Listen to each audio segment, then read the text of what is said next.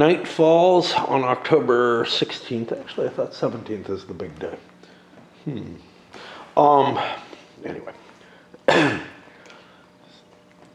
What has happened so far? Been getting into trying to give that kind of recap. So, essentially, on all 3 days, the French have managed to chase the army of Bohemia off the map. It's not gone yet, but it will as the night goes on. This also is part of Army of Bohemia here. On today, the army of Silesia showed up with, in Army of Bohemia comes on the map, right? In each case, because I keep knocking them off. So Army of Bohemia was split into 2 pieces, really. One here with a little bit coming in this way, and a couple corps here. The main portion of the army over there. Oh, we also make it another space up there on the Rochlitz road as well. Had 1 corps that got chased off in that direction and came back again on that direction, which did not work well. But then the army of Silesia also came on, and I diverted the Prussians down this way to support the attack here, and all the Russians moved that way. In both cases, they were stymied. Losses were huge, though, for the Old Guard. They caused more casualties across the board, I don't know, in each sector of the battlefield. But, after routing the enemy or forcing the enemy to disengage, we got back to about the 2-to-1 ratio on casualties. This is what the coalition's taken. This is what the French have taken. In terms of units just removed from the map, can't possibly come back, can't recover. Everything else conceivably could recover due to the straggler recovery rules that this system uses, given enough time. Okay, but those things can't.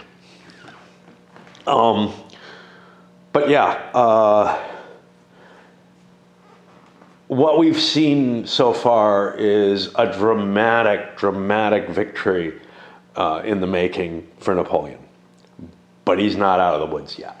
There's a whole bunch of troops left here coming in. That's coalition forces there.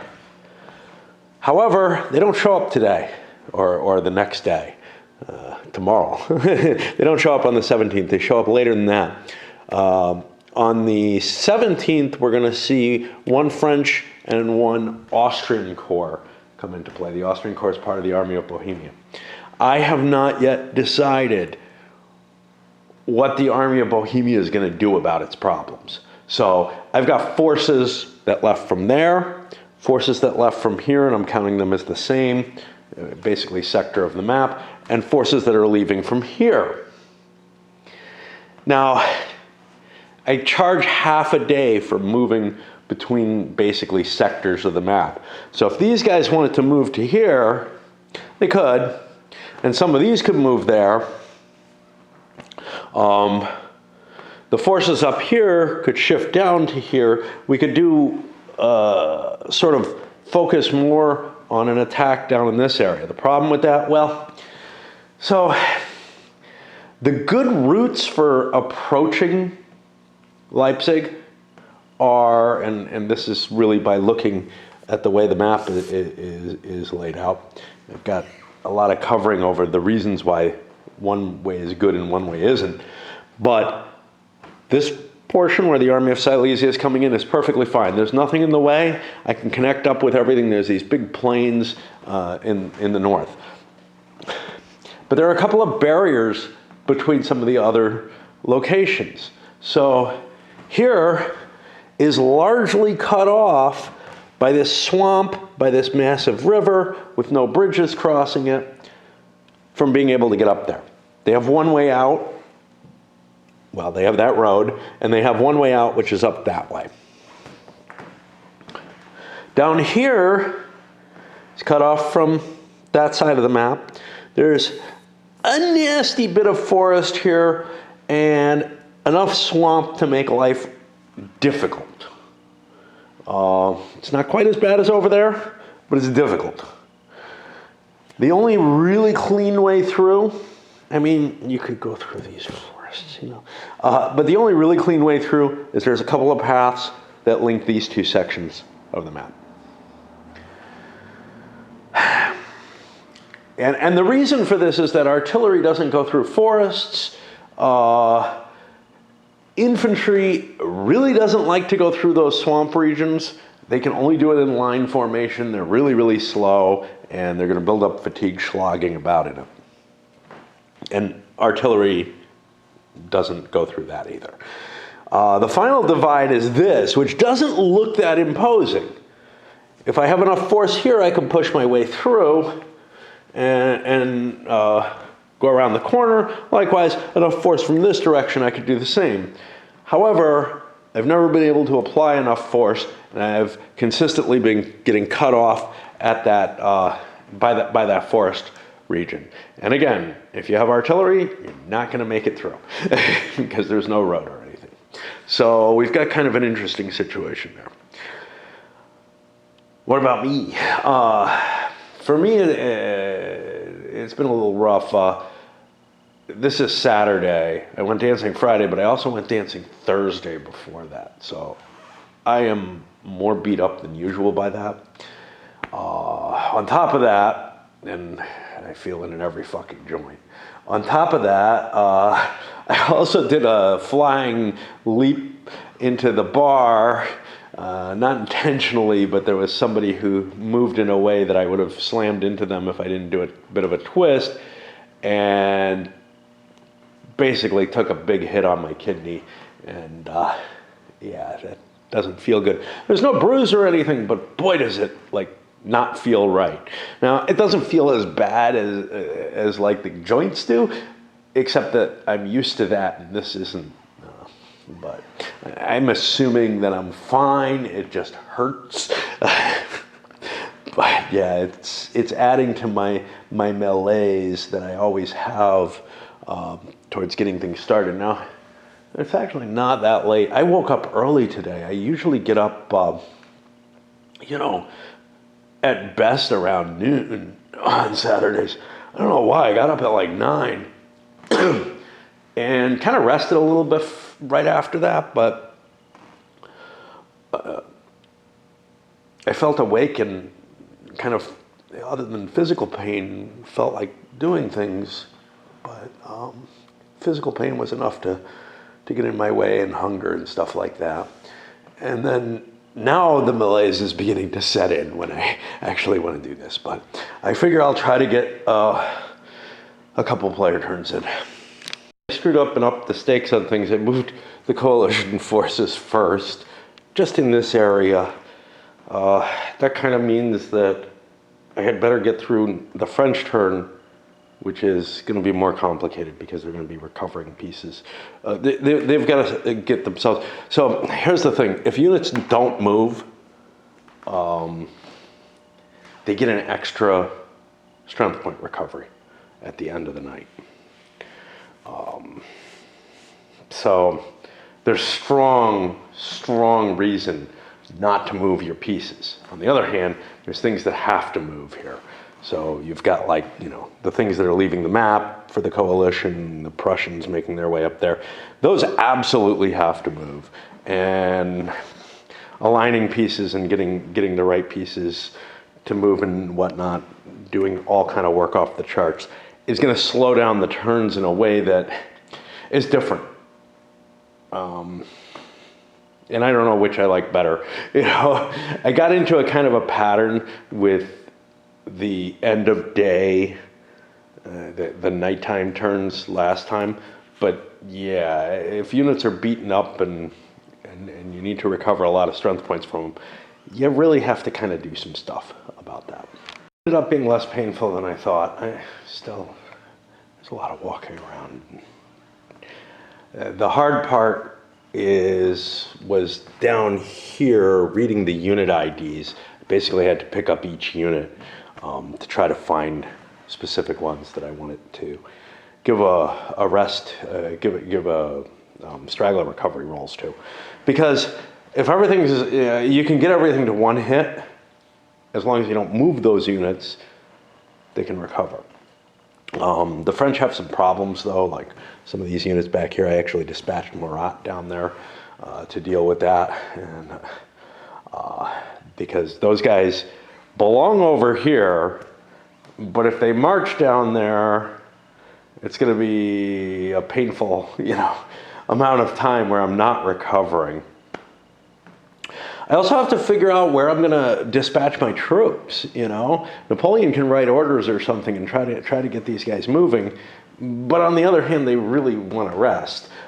Things look better up here at this end of the board than everywhere else for the French. They took a lot less damage.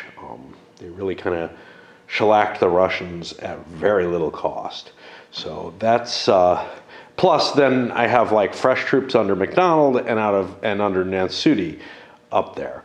So I feel like I have a very powerful force there, and that's probably where I'm going to be launching an attack. Napoleon may want to go up there to take command of that, maybe swap Murat down here or something, but right now there's a lot of corps here that I got to give orders to, so I don't know if I want to do that, and I don't know what's going on. I got a fair amount of time to make my decisions as to who's going to attack what when. And as I'm seeing coalition troops streaming off the map, I'm kind of like, oh good, I'm in that mystery phase again, where honestly nobody knows where these troops are going yet. But, certainly the French don't know, and neither side should know what the other side chooses. But I think there's going to be a sort of a single rational explanation, or a single rational means of handling this for the coalition. And I think that's going to center coming back here and maybe here. And I don't like that, because I'm facing the strength, the battered strength, but the strength in terms of the size of Napoleon's army still is going to be here. I just don't know what else to do about it. Yeah. All right. I'm going to pause there. Even though it wasn't a lot of work, everything's exhausting. I mean, it wasn't a lot of work for this game. It's still a lot of work. But yeah, I'm expecting to get through the night turns this weekend, I would assume, even with shopping or whatever. So I was way over optimistic in my capability to do anything. Not going shopping today. Yesterday I ended up passing out. We're going to sleep relatively early and just sleeping at least 12 hours. I guess getting up that early caused something, but honestly, I'm not sure I'm well, and I'm not sure I'm not. I feel this weird sort of dazedness, but it's rainy today. I didn't want to particularly go shopping, and it's rainy for the rest of the week. And I'm just going to be living off reserves. But part of me wonders if I really hurt myself Friday night, or if this is psychosomatic or something. I don't know. I've been in this kind of daze before without anything. So, but it's been a long time, and the last decade and more, I've always had enough structure in my life that this doesn't happen. It feels kind of like something that used to happen when I'd fall into fogs. It kind of happened when my wife died, I guess. Some of it, where unreality is just setting in. Anyway, to the game. I only got one turn done so far today, and only one yesterday. All of the forces from the Army of Bohemia are off the map at this point. Oh boy. Now, I cheated a little bit. Basically, one unit, and the Tsar, which I wouldn't have been able to get off the map until next turn. But I'm just like, screw it. For bookkeeping purposes, for everything else, that's fine. Let me just get it off the map, make my life a lot simpler. I may delay some units a little bit more because of that or whatever. Over here, I had to change some of the numbers because we're getting to the 5. This is going into a turn number 5, so I had, like 7s here and stuff, and I'm getting too close to those. So I flipped a few of them over just to change things. St. Priest rallied the lost cav there. Nobody tried to rally this. Huh. That's interesting. Probably should. That's not going to work. Okay. But otherwise, just recuperating strength. I'm doing less than the effort that's really required for this. To do this right, you'd be like, well, I can move most of these units, but there's a couple of them that have to stay behind, and I can do some valuable stuff with those other units. What valuable stuff? I don't know, maybe not that valuable, like forming up a line where you want it here and making it look a little better. But I basically know nothing's coming in the morning until 9 a.m., which Colorado might come in. So I don't want to, I'm using that knowledge to prevent me from having to do more work. But I'm also not able to figure out what my orders are because I don't really know what kind of structure I'm going to need to defend this, which if I moved this stuff, I would have a better idea of that. Sometimes Napoleon, especially later in his career like this, was not as sharp. I think of the delays in the Waterloo campaign. So, I don't know. He's doing well enough right now. I figure throw a couple of curveballs in there. Meanwhile, Murat is working his way down trying to fix some of these problems, but that's a hard problem. So I just completed the third night turn. And I hope I got my numbers right there because they kind of mattered right now. They didn't last night, so I let them disappear. And by the way, it's not raining, badly. I could have done shopping based on that mainly. I just feel so lethargic. And so I have reorganized my charts for the off-the-board stuff. The best answer that I had was, as we enter the 17th actually here, was to shift Colorado from here up to there. And I'm going to have him entering approximately the same time as Clanau here. Now, this is a little iffy because he's due to hit the Altenburg Road at 9, and I'm saying it'll only take him 3 hours if he shifts his axis up to that way. That I feel a lot less comfortable about than like, these units that have gotten thrown off the board and are already, turkeys, taking way too, taking a lot of time to redeploy and whatever.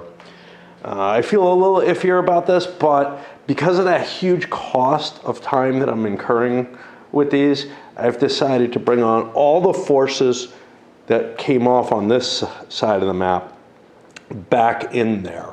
Now, the one remaining thing I have to do, the other shift that I did is tomorrow morning, the forces that fell off here will be coming in here at the Pigao region. And some Prussians have been fleeing off the board as I try to shepherd them up to deal with the situation. This really doesn't look at all good for the coalition. I kind of think that maybe I'll end up delaying even further in terms of deployment. The problem with that is, of course, if I do delay, they're just never going to get a chance to rest on map, which is where I allow them most of the resting to be happening. I just feel like if you can't make it back to the map, you're not going to be able to be close enough to pick up the stragglers. Although, you know, stragglers that I lost a couple of days ago, am I really going to find them anywhere near here? I don't know. Maybe. There's weird things like that where, you know, small groups start gathering together. And they're like, where's our army? You know, we're supposed to get back. They don't want to get caught and shot for being deserters or anything. If they're sticking around the same area saying they're trying to find their unit, they probably aren't in as much trouble as if they take off and they're 2 days march away.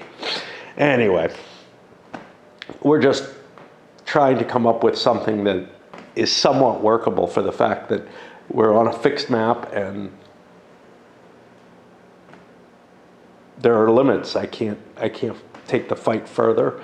I can't do maneuvers around on there and track all the information the way I'd like to. Some of the games in the Battles from the Age of Reason, I think have kind of like off-board boxes that you can move through, and that's kind of what I'm doing here, but with less precision of any kind. Relative ease of the night turns meant that I got through that at least, even if I didn't get food. And I mean, I have food. I cooked some fish sticks, and I have tons of things. It's just there's some stuff that I wanted to stock up and whatever. And this next week is not going to be trivial because it's going to be rainy, drizzly all the time. And it's like, well, I don't want to go shopping when it's rainy, drizzly because it's not winter anymore and it shouldn't be this bad. I don't know. It's just a pain in the butt to deal with. I have to put plastic on top and stuff. So anyway, what made it so easy is that I did almost nothing. I just tried to recover troops for the French. I didn't issue orders. I have no idea what I'm doing. However, this turn, Napoleon got Augureau, Udine, and Victor together. Now, what I think I'm going to do, honestly, I'm not going to have good intelligence about what's entering where, but I think I'm going to try to deploy Marmont and Victor, who both have good corps here. Anything that's not here is going to have more time to recover and to prepare, and I have time to shift forces as I learn things. That puts me in some difficult positions, though, because I have a lot to cover.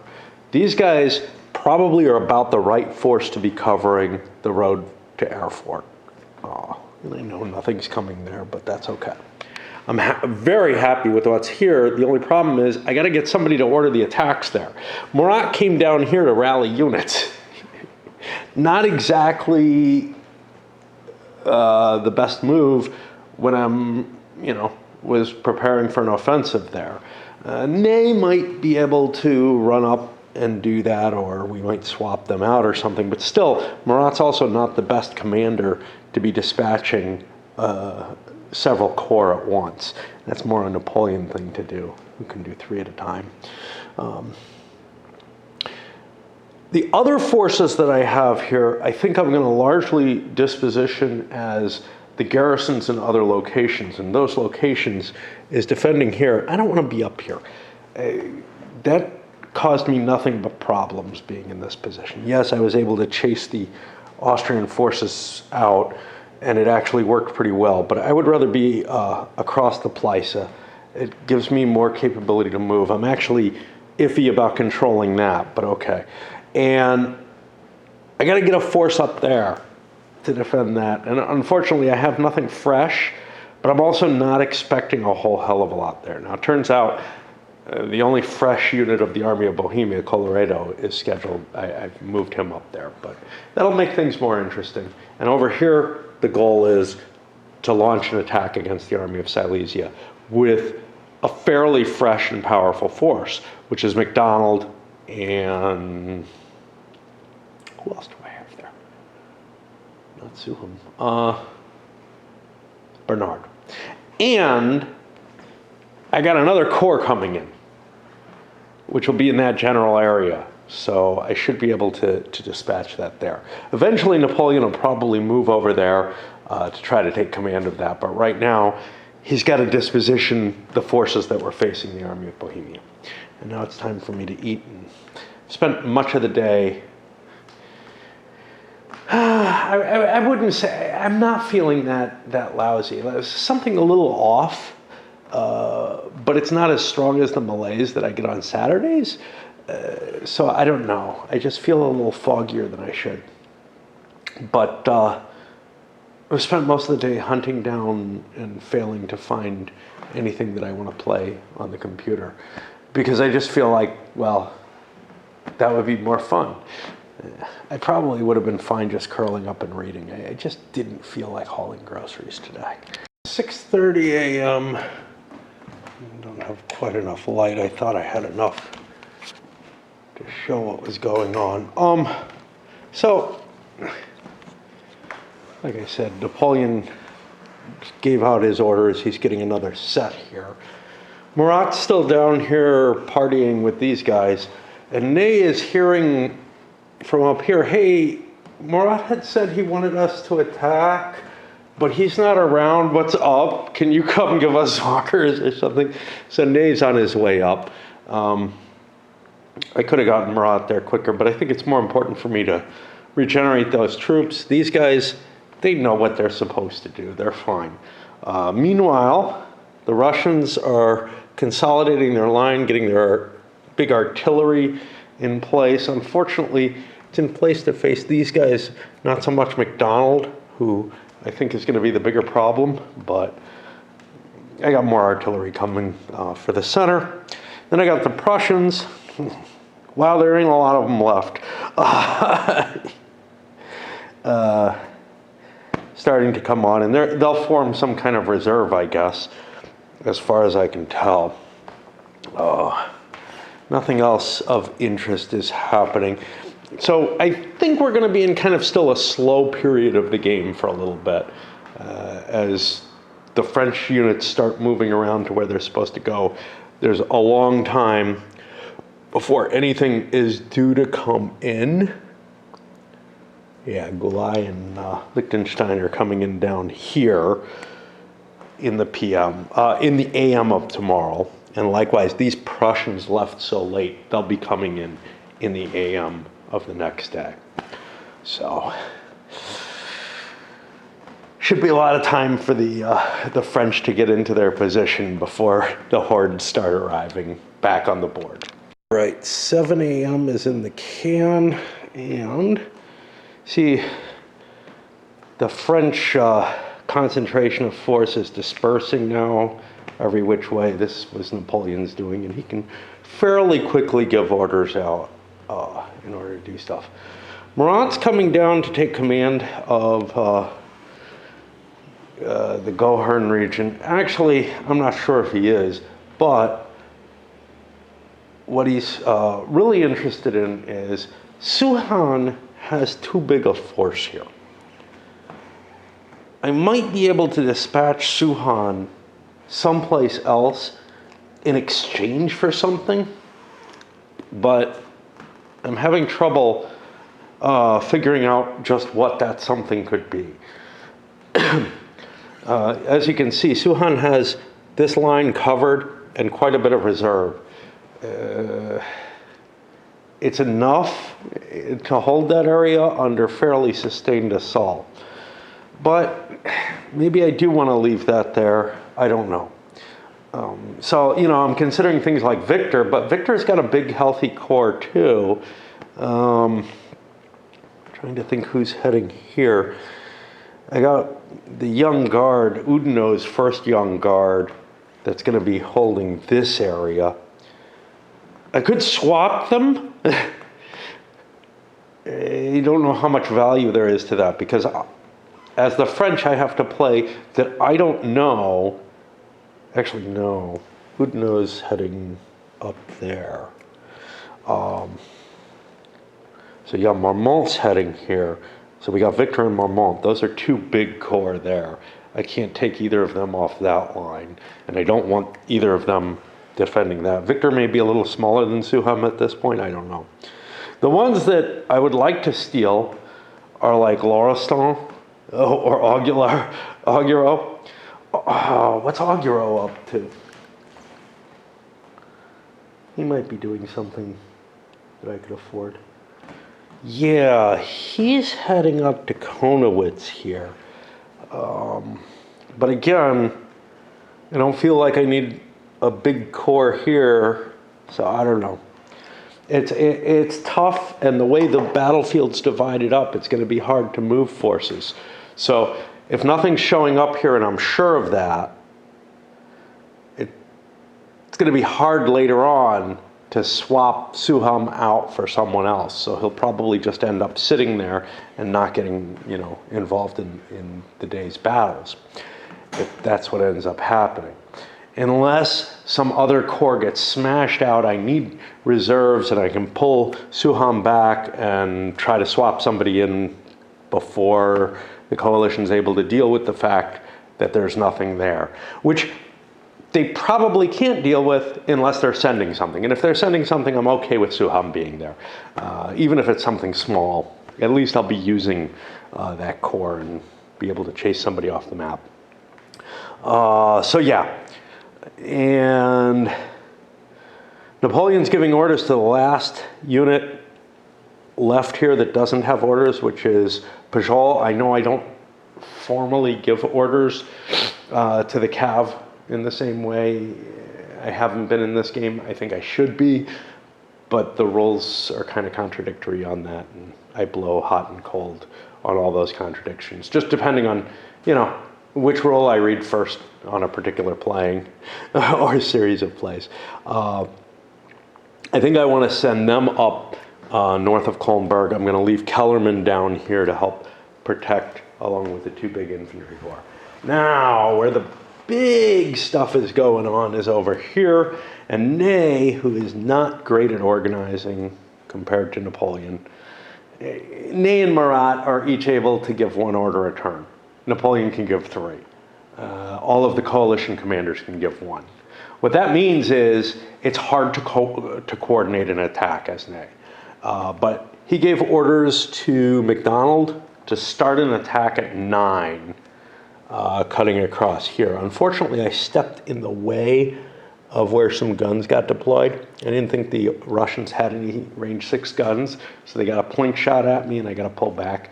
They got a plink shot last turn and I had to pull back. They could just keep advancing, but it's really not, it's not going to make that much difference. I reorganized my commands. I have a big set of Cav here to try to counteract Latour and Nansudi, who we basically are set up for a Cav Royale battle to occur on that flank to support MacDonald's advance, and I'm hoping Ney can get all 3 of his commanders moving at the same time. With a fairly compact line like this, Ney can run up and down the line, talk to and draw commanders to him, and give 1 order a turn to commanders. He's not going to have to write any orders. When you only have 1 order a turn, there's very little reason that you need to write unless you're sending orders off a long distance. So yeah, the major assault and the major action is going to be over here. Napoleon's hearing words about, hey, Murat left us. What are we supposed to do? Before Ney got up there. So he's going to head over there too. The reality is I want my best, I want my leader who's best able to react and able to handle things to be right there on the scene. Napoleon is the person who wants to be there. I might even leave Ney there because there are no other coalition forces on the board, and I'm going to be fairly well set up to do things. One thing, I have to bring a certain element of role-playing into this because, again, it's too big a battlefield. Nobody on this field has the whole view. So I've got to do some hand-waving and some mind tricks and stuff like that to pretend and make things kind of work, right? Which is something the level 5 orders kind of automatically do, especially if you like put blinders on people and force them only to look at their own sector of the front.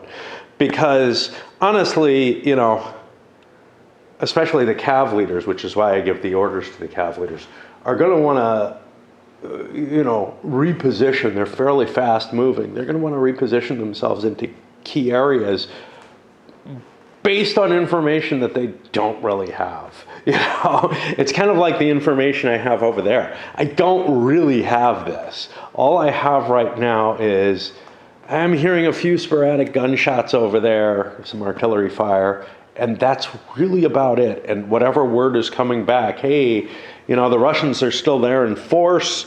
Do you want to send forces there? Well, we know the coalition left from here, and from down here. So we've got to build our defenses based on what we know where they are. Then on the coalition side, I reorganized, not much. I moved the leaders around really on the Russian line because Langeron was completely on the wrong place commanding these cav or something. That's okay. St. Priest was down here talking to some routers. And Blucher, who really should get up there, but he's too important for trying to rally the Prussians. I think I'm going to need them. The Russians are in good shape. The Prussians are not. But once again, I'm looking at, I've got an inferior force facing the French. And that's just been how this battle has been turning out in every single case. This is a game that is, because of that scope, because of the having to play mind tricks and everything, that's particularly easy and particularly susceptible to the, I know where my opponent is going, especially with my made-up rules and such not. But even with the, how much flexibility should Napoleon have in terms of being able to shift his forces? Now, if you played by the straight rules, a lot. So I'm actually trying to put a barrier, a burden on Napoleon's capability to use those interior lines and whatever to get better results. And so far, those better results have been happening anyway. So anything that I'm adding is really an attempt to try and put a little bit more challenge on Napoleon, because he's really been able to concentrate his forces, smash the coalition, move to another location, concentrate forces, smash. Well, no, just keep doing it here. But now he's moving to another location and preparing to smash the army of Silesia. And I just don't see. I don't see a way that these first few days are going to end up any different without putting more barriers than I've put on Napoleon. Now, in the campaign game, there are no restrictions on starting the battle early. The early battle scenarios are really just skirmish type things. They're not meant, historically, there was not much of a battle for the first 2 days that this game covers. But those first 2 days were key in trashing the army of Bohemia. More personal side, let's see, I'm eating garbage that I picked a long time ago because it's still yucky out and it's probably going to be that way all week. We are even getting snow. The other thing is, and this is why I'm not going to be playing, I haven't been playing as much, and I'm not going to be playing as much. I got into an online, one of them MMORPG type things. And it won't hold my interest forever or for very long. In fact, this one's particularly got an advantage to it, because the problem with those is they go on forever and ever and ever, right? I could play a big computer role-playing game and, at least I know in a month or so I'll probably be done with it, right? That wasn't the case with The Witcher 3, but DLCs and stuff like that make things more complex. But quite often, I kind of tire of something. And one thing with the online ones is because I know that they're forever, they're easier to walk away from, right? Like, I know it's not going to get to an ending. I know that there's no fixed point that I can say it's done, right? I kind of feel that way about Fed and Empire, to tell you the truth. The SFB, when I was playing all the battles out, I was like, oh, gee, it took me 6 months to get through 6 turns. Great. And the turns are just getting more and more complicated and bigger. Yeah, we're not going to finish this, so let's pack it in now. The problem with that is I only get Klingons because in the Federation, yeah, well. But on top of that, this one has like a level limit beyond which you have to pay. And I know I'm not going to pay, but that level limit is perhaps longer than I'm willing to even play. So at least there's that. Push through a couple of hours, you can see that southeastern Magdeburg map force is dispersing kind of nicely. Over here we're all set. A couple of lost units either looking for their command or settling down where they were told to stay. Meanwhile, McDonald is mostly deployed. Commands have been given to everybody. We're going to be, we're ready a half hour early as far as I'm concerned, which means I did a pretty good job in my opinion. We did have some artillery on Limbra over here. Horse artillery scared the Russian cav back a little bit. That's going to be horrible mess. But at least the Russians have the hill. That gives them a lot of protection. Cav do not like that. I'm actually considering trying to send Ansudi around the rear, which he could certainly do. And that would be hard to deal with. Blucher has been doing a yeoman's job of getting the Prussians back together, but he's the army commander here. He's going to be needed up there at some point. Trying to think, I feel like there was something else. I was vaguely considering moving my chart over there, but I got these little number markers. I pulled out one of each number marker there for the chart because this is almost always going to be up there at this point. Although I do need it for fatigue down here.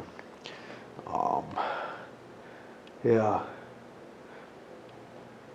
So I got home from my shopping yesterday. I ended up going. It was gray, but it looked better in the forecast than any other day. On my way home, I got rain dumped on me. Yeah, wasn't feeling too great when I left, and I feel like I'll get a little bit of sniffles. I don't think it's anything big. But it was really a miserable trip. But now I have more food.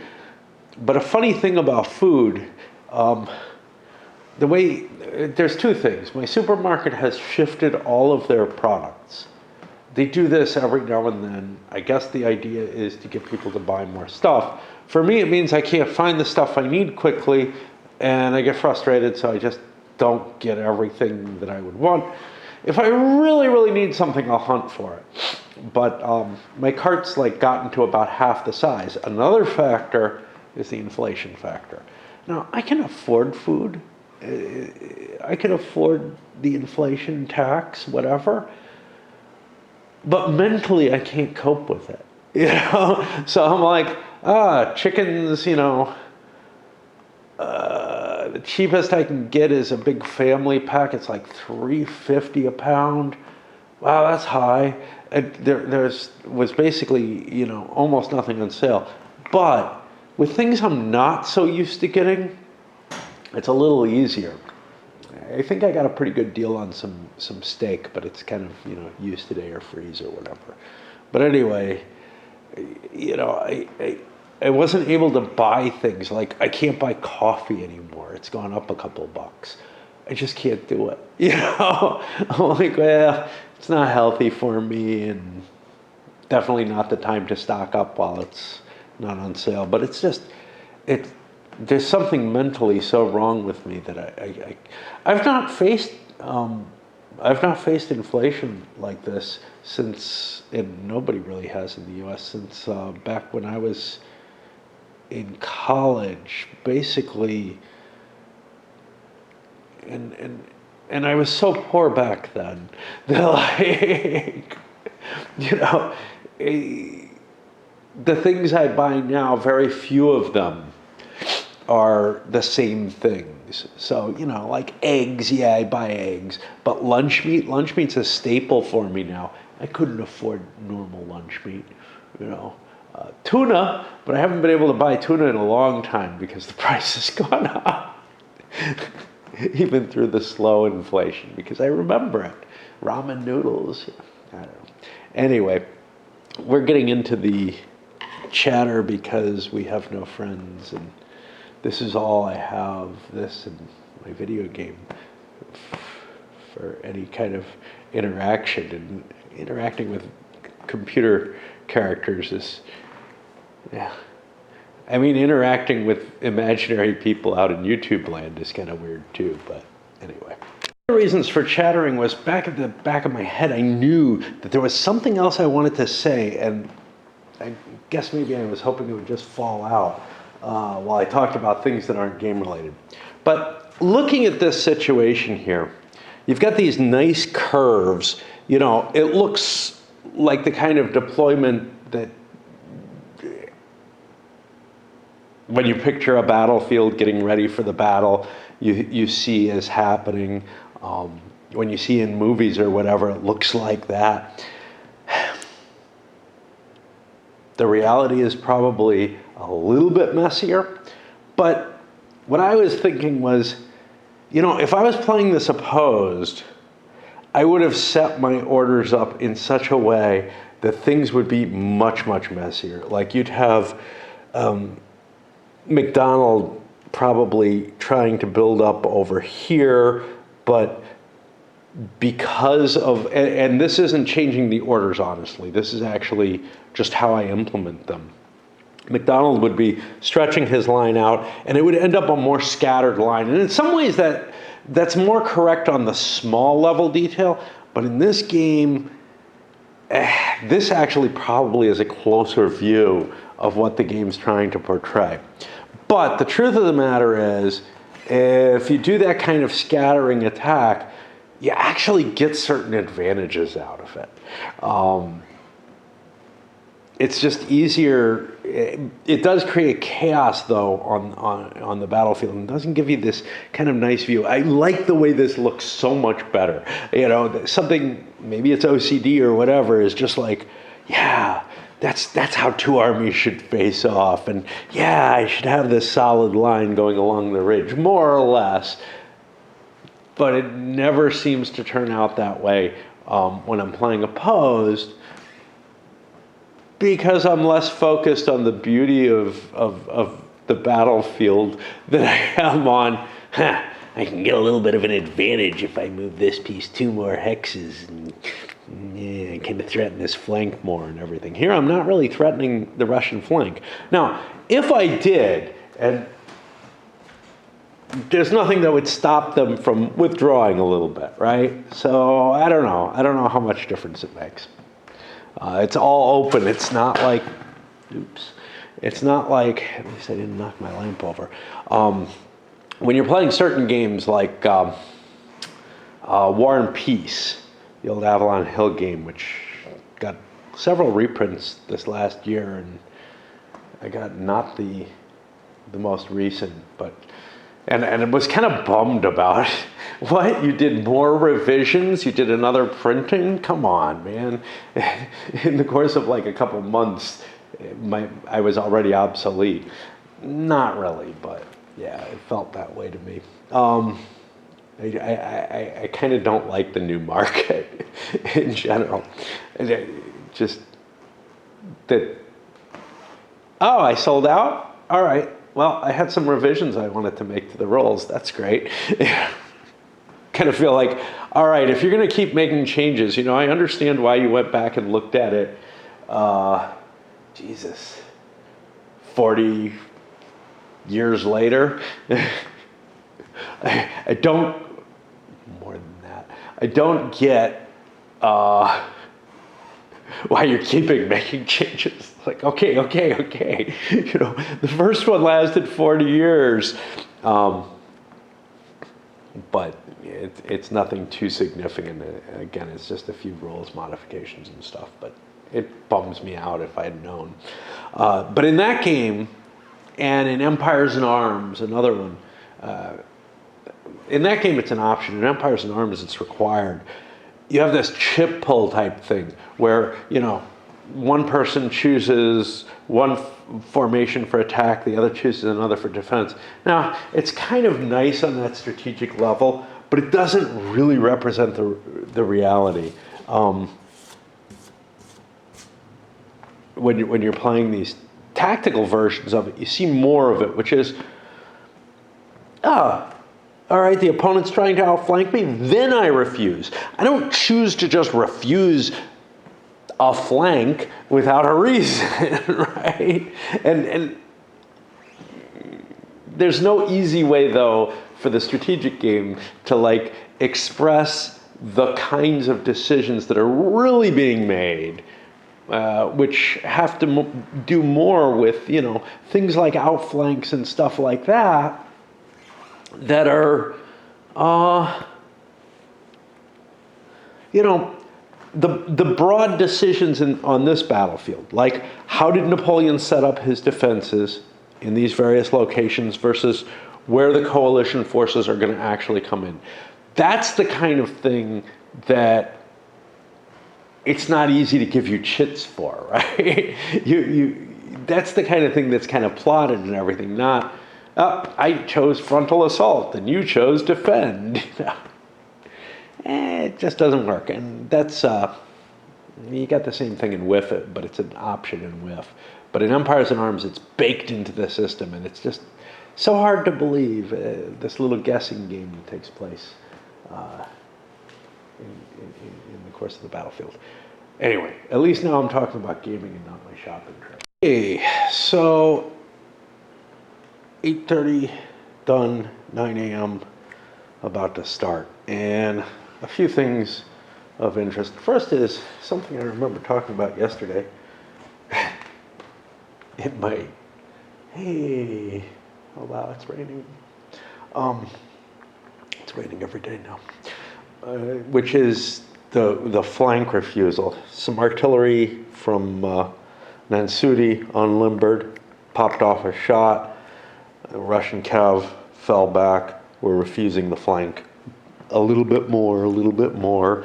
It's just, you know, the nature of how these things actually develop. But as to things actually developing, I got me a hole. I should have known I would. I don't have a core to fill that hole. I just really don't. I've diverted a couple of core up here that are kind of weak. A couple of weaker core up to cover there. A little bit of shifting, you know, maybe one of those could have been down here. Maybe Suhem could have covered for both core there, and maybe I'd have an extra core to kind of try to squeeze in here. Although this is a lot bigger than I thought it was going to be. I can maybe squeeze my over a little bit more, give up a little room, because having a gap like that is impossible. That is just not acceptable. And, well, this is the end of the line here, but I might be able to inch a little bit further. But this is going to be, no matter what I do, a very, very weak line. And it turns out that this is still where the majority of the coalition forces are coming in. I won't know that right away. But in a few turns, that's going to probably be scoutable, observable to some extent or another, that these guys are coming back come the PM period. And that stands as a major risk. And that's really what I was coming on to talk about with only a half-hour turn. This is going to work really, really well. This is the kind of thing I'm clever about. But what I'm doing is as I move one here, then when I get to the bottom, I can just flip the whole thing over, and we're on the 6 going on the way down. So that kind of stacking mechanism is going to work well for me keeping that little counter that I put in place over there to work. But yeah, I'm having, again, a really rough time playing at all. For whatever reason, I let myself get sucked into a video game. They're so much easier. Before, when I started this, I was sitting on my beanbags and reading when I wasn't playing, when I had free time or whatever, or, you know, whatever. But when I get hooked into a video game, it's just so much more demanding than the board games.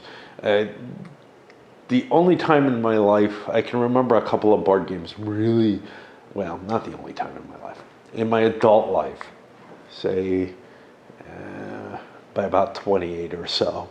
The only time I can remember board games really, well, even earlier than that, really sucking me in, was I can remember getting really, really hooked on like an 18xx game, and I would just sit and play it through. And then sometimes some of the bigger things, but normally I spend a couple hours a day playing, and that's it. You know, more than that's tough. Now, the computer game then interferes with that, though, because it's so fucking demanding that it's hard for me to break away and take a break and from it and get anywhere near the time that I want to get on my board game. And then this is further complicated by the lighting situation. Although I could probably fix a lot of that with another one of these standy lamps, but I just don't want to bother. 9 moves into 9:30, continuing movement northward. Probably sent too many forces that way. We've got this gap, and I got to figure out what to do about it. I got plenty of time, but over here, though, things are beginning. And you see the big crescent moving forward. The Russians thought about trying some charges, but man, they're facing the guard cav. That probably isn't going to budge them, and at least I have the defensive there's some nice defensive capabilities to having cav available, and I don't like to give that away. A couple of plink artillery shots were not really close enough to be doing a lot of damage, but yeah. And the French not moving forward, you see no fatigue markers at a high rate of movement. Ney's running off. He's going to go talk to Rainier. Rainier's interesting. He has line troops and some really, really shitty morale stuff. Some of it down to a 6, which is like conscript morale. That is the Saxons. And if the Saxons take enough hits, they all disorder. And then the next time any of those units disorder, it gets removed from the map. It flees, because the Saxons actually switched sides during the battle. Not like, surprise, blow the heads up. That kind of shit happened in medieval battles, where someone would show up and switch sides, in the Japanese feudal era as well. It just didn't happen here. They were basically given orders to recall. And there's a nice little mechanism in here, instead of just making it a timed thing, which would cause you to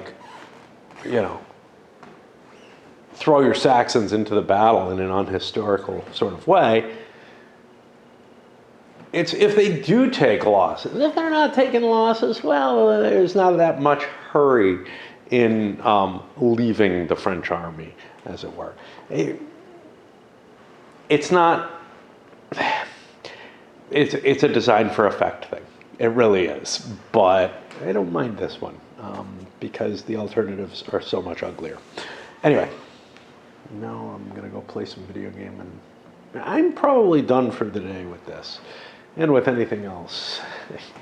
I just can't convince myself to do shit. Into 10 a.m. Murat's on the scene, and he's like, wait a minute. He's hearing about this gap. Not a great thing. He's going to go get Mortier, who's supposed to be dangling off the end of there, probably not an incredibly important place for him to be, and throw him into the center. Now, Mortier's beat up because all the guards got crushed. They just took so many losses by being committed. And this guy forgot to move. Last turn I forgot to move that guy, so I double moved him this turn. It's not going to make a damn bit of difference. It's just things are coming in so late down there. But yeah, he's like, this is ridiculous. We got to put something in the center there. There's a big gap. Of course, he's disregarding Napoleon's instructions. Now, I think Murat would be willing to do that, but usually not in favor, well, sometimes of action. But yeah, you could get yourself in a lot of trouble if this doesn't work out well. So, but you know, that's why you have marshals on the ground. Supposedly they're supposed to correct, you know, as the situation warrants, and this is developing differently. Meanwhile, Napoleon forgot to move, didn't he? That's not Napoleon. No, I moved him. Okay. I had to do a little bit of fixing on this line here. I've been ignoring it. Again, no big deal. I don't think anything's even coming in down there. And then over here, Ney's wing, whatever, his army, really, is pushing forward very slowly. Now, I'm in the face of a lot of Russian artillery here. This could go very poorly, especially since my lower morale stuff is right over here facing some of that artillery, and some of it already broke. Meanwhile, Ney's going over to talk to Rainier, and it's like, well, I don't know what's going on anywhere else. I don't hear any gunfire. I should take you and use you in my attack, and in particular, to shore up some of the weaker units that are back here. These are some of the provisional or independents or whatever that form the Leipzig garrison, and maybe a little bit of Bertrand's corps is also not exactly the French line quality. Some foreign troops and stuff are usually the lower quality stuff. Part of me says, hey, I should throw them up on the hill there as a reserve. Reserves are useful in something of this size. But on the other hand, there's also the let's defeat the enemy we have on the field. Blucher is having a little bit of trouble with rallying this turn. So far it's been okay, but there's a little traffic jam over this bridge, and it caused some route through type things, and that didn't work out well for him. He may have lost an extra unit. Had to flip these counters because we're coming up on turn 5 on our cycle right now. All right, that's it. Things continuing as they were all along here, some movement, a bit of straightening, whatever. But the event's opening up over here. We're getting into the real fighting. And things opened up with Nansudi launching a fairly heavy cav charge. You can see they scared away a lot of the Russian cav. Many of them, because they countercharged, and some succeeded, some didn't. But honestly, it wasn't going to go well. This is the French Imperial Guard cav hitting some iffy Russian stuff. I mean, there are a fair amount of Cossacks in there. There's also stuff that's heavier than the guard they were hitting. The heavy guard cav is having a hard time making its way up the hill and over the rivers and everything. Latour is going to try to slip around behind. It seems like that is the most efficacious way to just destroy this whole formation, is to get around there. But I needed the battering ram of quality, cavalry attack. And Latour didn't prove himself to be terribly better than the Russian cav that was present. So it seemed like, well, let's throw the guard in since it's here. And yeah, they did their thing. We got a square here that infantry are marching against. And then elsewhere, all along the line, things are attacking. However, you can see a couple of these French aligned units. Those aren't French. The 7s are probably Germans. We've got some Neapolitans somewhere up here. Geez, they were... I think that's not those. I don't know who those are. But, you know, like these have a French flag on them. 095. So they may be French. Just yeah, those are regular. Those are French, but they're not. Well, you know, they're not veterans. They're yeah, not quite conscript, but yeah, there are a few with like 6 morale mixed in there in McDonald's forces. Not good stuff. They actually held on the attack. I tried to use my dummies to screen them, but you know, when you're coming against this line of artillery, you get shot coming in, and then you're getting shot some more coming in. And then if you're still there, you get to launch your fire. I have not done any of the fire yet. This is right after movement, although there's opportunity fire in between. But yeah, this is probably this approach right now is going to decide a great deal of what happens today. Because if I can smash the army of Silesia after having beaten up Bohemia and leaving some defensive lines in the background, well, I don't know. I'm beginning to think that, you know, maybe the coalition can't turn this around in the remaining, you know, they got 2 days with the Army of North and Army of Poland, which are not their big armies. So, yeah, depending on how quickly and how well this is taken care of, that'll give me reinforcements or reserves to face the Army of Bohemia when they come on a little later in the day. Some of me just wanted, with the coalition, to say, screw it, let's just pull everything off map and bring it all on the same day. That felt unreasonable, though. It feels, I don't know. It probably wouldn't be. But, yeah. All right. And here we are. Oh, these guys are vulnerable to a potential charge, but there's a good chance of a countercharge, so not too big a deal.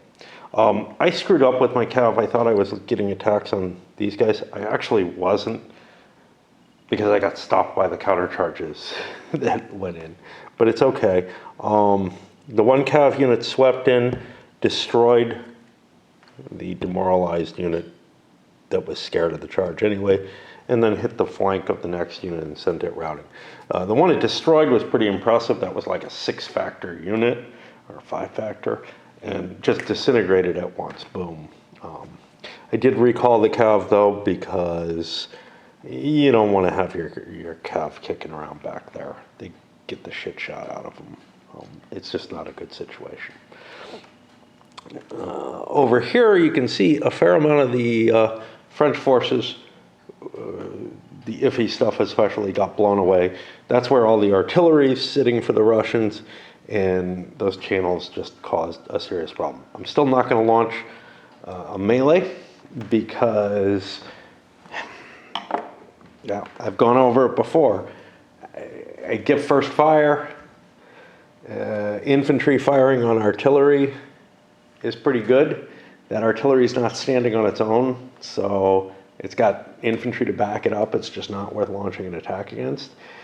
And, you know, the few places where I have a real numerical superiority where, hey, maybe I do want to launch a melee, it's not worth it for the fatigue cost. The fatigue cost is too high. I need that to be able to chase the enemy if I break them or whatever. I just don't think the system with the fatigue rules makes melee a reasonable option. But like I've said before, without the fatigue rules, the game as a whole doesn't work.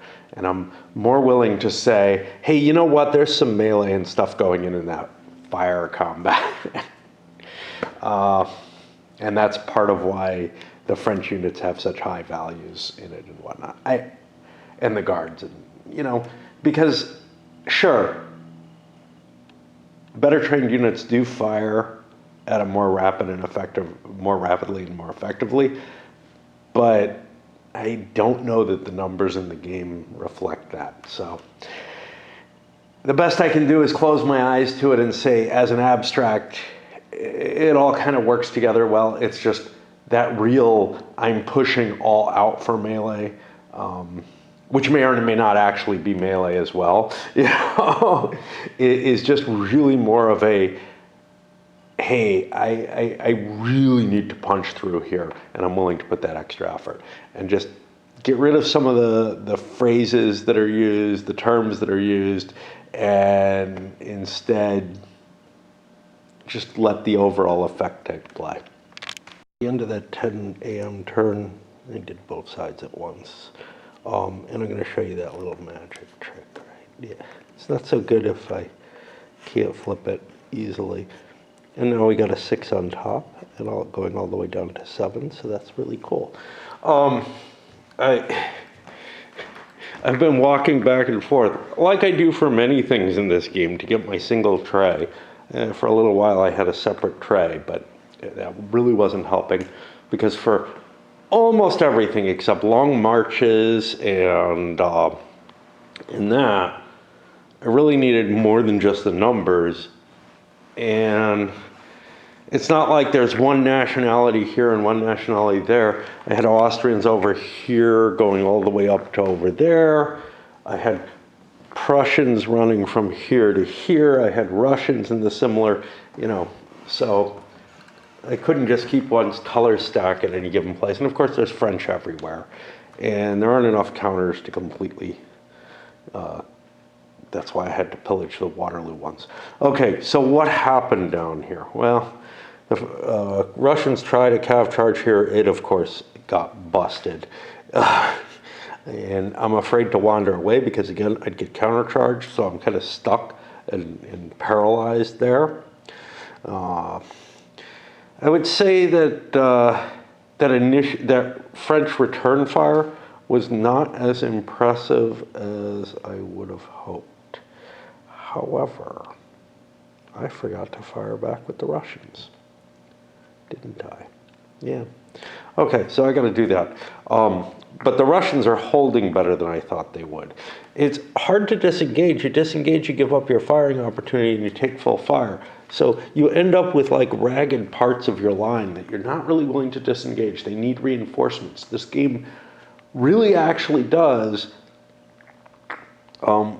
support reserves better than a lot of the games out there do. I don't know why. Maybe it's just the long counters. It's not like they're taking up more hexes, so I have no idea why. It just feels like it supports, it requires them more than most of the tactical games that I play. And I can't think of the reason. The other games do support the same kind of rules. It's just maybe that the fire table is pretty potent on this. I don't know. Anyway, let me get the return fire. Unfortunately, I've done rallies for the Prussians. Blucher tried to, at the point where he's rallying one at a time so he doesn't cause more problems, but he's got almost nothing left there. And this is clearly not sufficient, especially if we got Rainier coming on as well. So I think the army of Silesia is going to be forced off the map probably around noon when everything else starts to come on. And then I do the mad scramble to make sure that wherever I'm building my lines, I've got sufficient reserves for the French. Well, sufficient forces to hold the line. I have no reserve, and I don't have sufficient forces right now. I've committed a lot down to this to face the army of Silesia, but that's okay. This is what this game is about, is running back and forth. And yeah, okay. I don't think Napoleon moved. Stupid fuck. Oh well. It's kind of interesting. Morale is I think, the biggest effect here. The French line just disintegrated over there. again, the artillery's there, and they didn't manage to knock it out. They did their best at coming forward, but yeah, they got flung back. Now over here, though, the Russian left is in danger, and I would love to be able to throw Prussians in, but they're in no shape. They're far away, and they're not rallied yet. So yeah, I mean, we're outnumbered, and that's enough to make it to make this an untenable position. Even though, yeah, we stopped the guys we were facing head on, but the flanking went pretty well. So now this is the actual end of the turn, and I don't know if I'll sneak another one in today. I go dancing tonight, so it could be weird. I want to zoom in on the main section of the fighting. Other people are just dispositioning themselves. I just completed the French movement, and oh boy, do I hurt. The dancing, I feel very old, like that hunched over look. It's like, yeah, I feel like I should be that way.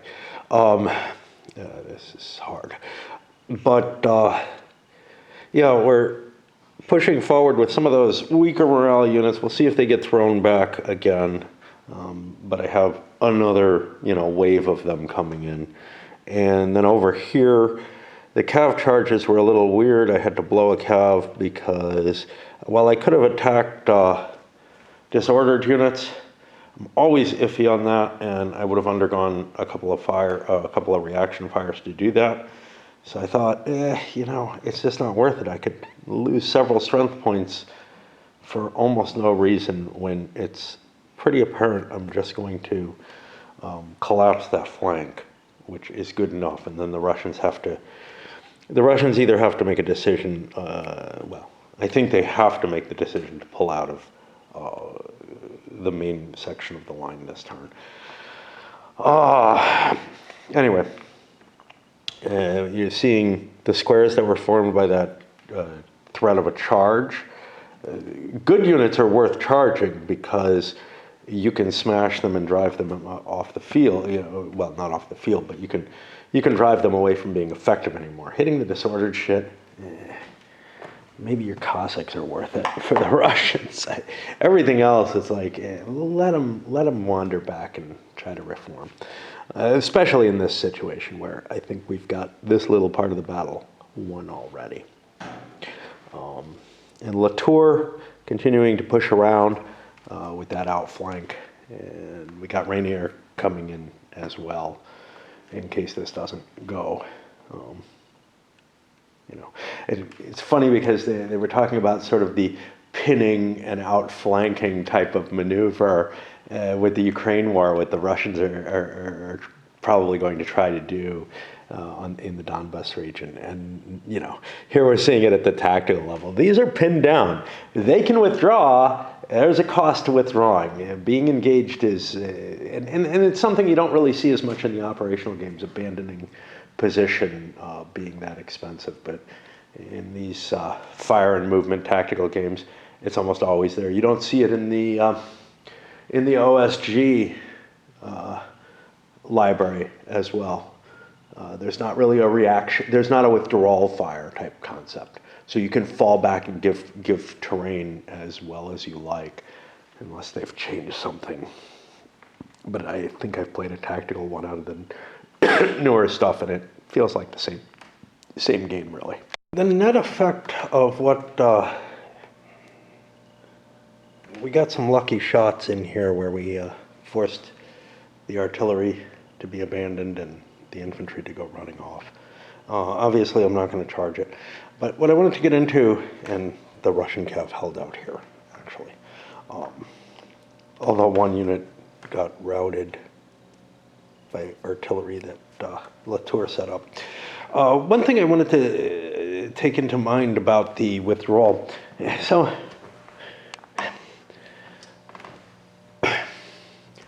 withdrawal fire on a solid line, where two solid lines are facing each other, is especially painful.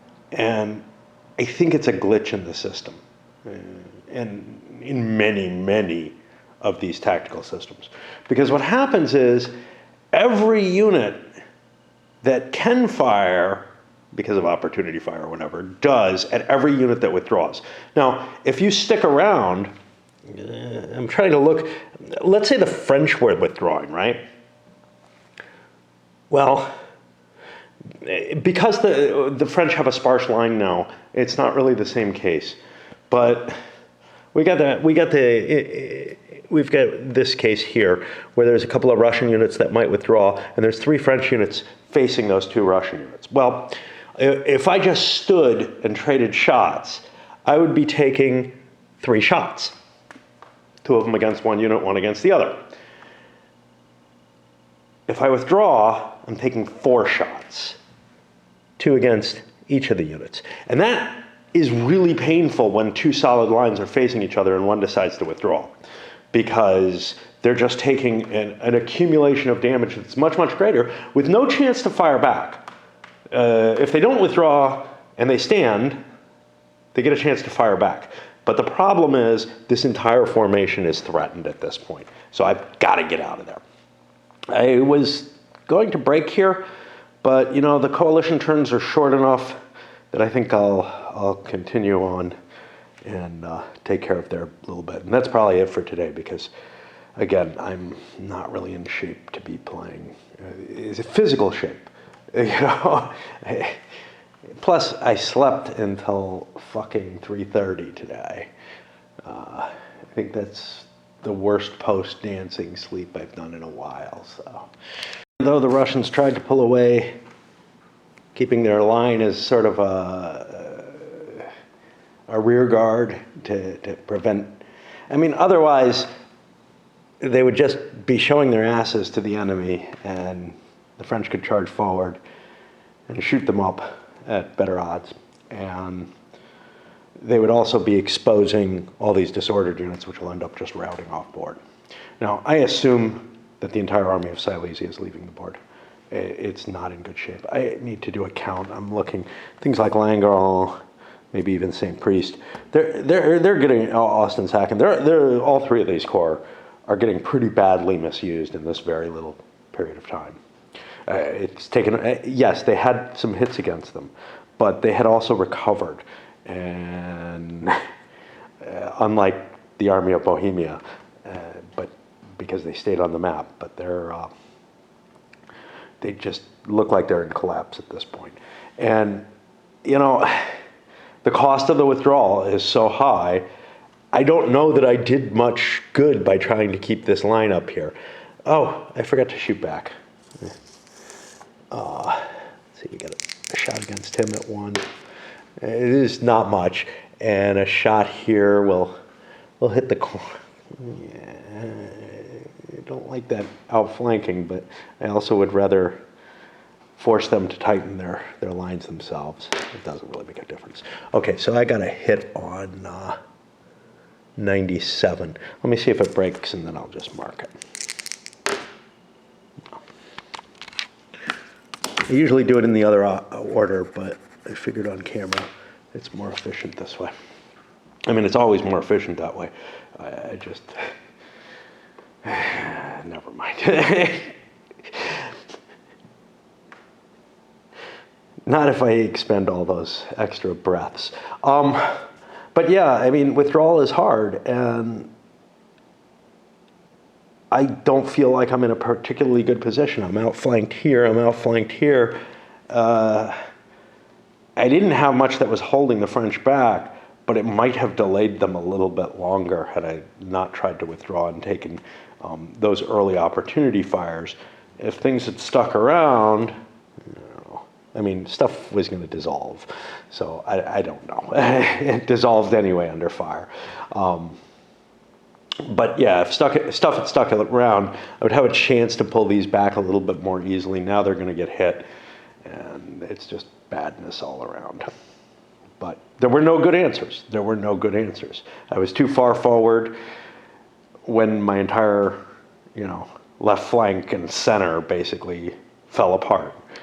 It really brings me to the situation overall, and I think I've mentioned before, I honestly, there has never been a time in this battle where I felt like the French were really on the rocks. I mean, yeah, sure, the old guard disintegrating, all these guard units falling apart, but it just feels to me like it's going to be really, really hard if you play those first 2 days without some kind of restriction on French aggressiveness. And without it, you basically get a what if the French just acted like, they should have and attacked each of these armies and defeated them in detail and moved on to the next, because the real casualties rack up not from armies standing toe to toe like they generally do at something like Gettysburg or something, but rather when the enemy's on retreat and not. And here's the weird thing. I've said cav isn't very useful at pursuing the enemy. You know what fucking is? Artillery. Artillery is quite often your best pursuit weapon. Boy, does that feel weird and ahistorical to boot. Here's why it happens. Again, it's the fault of the fatigue rules, which those fatigue rules are the highly experimental ones that I always play with, because without them you get the wrong kind of, the battle doesn't work either. But what happens is you don't want to fatigue your pursuing infantry. You can get just about as much firepower if you've got a line of artillery behind the infantry. The artillery doesn't count against the fatigue rolls, so you can push them to the same level that the infantry's at and unlimber them, because the infantry is going to be moving at half rate or whatever, and they have to change formation and everything. So the first sort of shot in the pursuit is really pull the artillery up, unlimber it, give them a shot. The disordered units probably are not going to be able to move as fast as the infantry will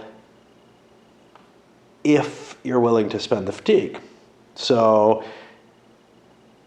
after that first shot, yes, the disordered units keep moving away and the artillery is not going to be able to pursue from there. But then your wave of infantry follows up from the artillery after having gotten, a turn of semi-rest, maybe full rest even. Then they can pursue what's disordered and what's being left behind. And, if there's a rear guard, there's a rear guard, and they can form up and hit it. Or the artillery can support that, because the retreat's probably not going to be able to use a rear guard artillery. That is really hard to do with the movement numbers unless they're horse artillery. And yeah, you just have this situation where if they're just running, well, these disordered units don't run very fast. Routed units do a pretty good job. But technically routed units, by the rules are supposed to be gone once they leave the map. Or if you're playing without the optional rules for route, they're just gone when they route. So there's not much to worry about there. In fact, the only reason routed units are of any real value is because this is such a fucking long game and I made up rules to handle that. By the way, a little bit of snow out here. Kind of looks like hail, actually, but very icy snow. The first 2 years I was here, there was maybe one dusting, two dustings. I'm talking about back when I was in grad school. I saw almost no snow. There was like one day where there was real snow. Now, since then, I've had a week of heavy snow. It was the hell week where we had no power and a tree fell on the house and everything. And I've had a couple of days where there was enough that I was like, not like this. This was just a dusting I woke up to. But there was enough that I was somewhat pleased by the existence of it. But yeah, that 1 week, I used to always love snow, man, but having the power out for a week and my heat being electric and me not having enough wood for more than like 3/4 of a day's heat. You know, we had no hot food except what I could cook on that fucker. But you know, the funny thing is, that's one of those memories that is burned into me, and now that she's gone, you know, we hiked down about 4 days in, and to stay at a hotel for a night, just to have heat, and so that I could contact my work and tell them that, yeah, I've been offline for a reason,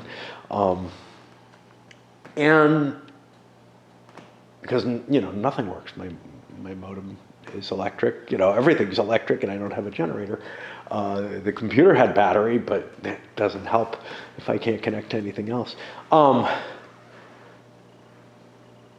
And that whole trip, you know, I was terrified for the years with her afterwards that we'd have another snowstorm and a big tree falling and all kind of nasty stuff like that. But that big snowstorm and the trip down and the hotel and everything is now one of those pain points. But nearly everything fucking is, you know? Nearly everything is. It's like I see something, if I've seen it with her before and experienced it, it was like, oh, it's so sad. I remember that, and that hurts. And if I haven't, and it's at all nice or anything, I'm like, oh, I wish I could have. And that's a pain point. I don't know why the fuck I'm doing this now, but whatever. I figure nobody's watching at this point in the videos anyway. I think people just check in a little bit. I see the average view time, and it's like such a tiny proportion. So I think there's a small slice of people who watch all of these, you know, who watch full through a playthrough of a game of this nature, and it's like, yeah, you know, if you've been with me that long, you probably don't mind. You're used to my babbling on other stuff. During the 11:30 turn, still Mortier moving his way down, things getting organized over there. Oudinot forming up his line. But back to the main event here, the Russian army, or the Russian portion of the Silesian army, is just en route. Everything's at least demoralized. There's panic morale for St. Priest, and the Prussians trying to set something up here, but it's really just a try to hold the gate for a little bit, and it's not going to work. Those Prussian units aren't good enough morale. Looks like Rainier is not going to make it in time for the victory celebration even. Rolls in, just the lines beginning to straighten up a little bit and whatever. But over here, we've got the Russian forces of the Army of Silesia in complete rout. Everything, other things have gotten surrounded and destroyed from firepower, etc. French are getting reasonable rallying. There was some possibility that the forces here wouldn't have been able to catch up with it because of the disorder they were facing, but they recovered well enough. Prussians are trying to form a line, and I don't know if there's any point to it, really. The routers move fast enough that they can probably get away from the French. This is one place where cav would be useful, but using charges to try to hit units.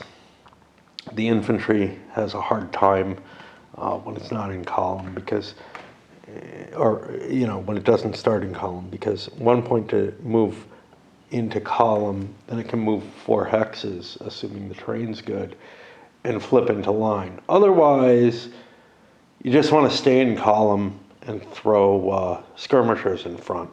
That'll give you a chance to hit next time, unless you've got artillery that you can bring to bear, which the French have here and there. But yeah, Army of Silesia is pretty wiped out now. Bohemia, Silesia, we got 2 more armies coming on. I don't know. I don't think there's much hope. I think this is a pretty good place to stop this video. We're at noon, which is when all these hordes of forces start deploying. The battle over here has been resolved. There's a few questions outstanding. How bad is the Army of Silesia going to get hammered in their retreat? Where's Rainier going? If he's not going to be there, I don't think I have a commander on him. Ney ought to get his ass over there and have some words to dispatch him. I think the French are aware enough of where we're coming in. A lot of forces here at this point. Grima is over there. That's a couple of Austrian corps. And Pigao, that's not coming in yet. That made it too late.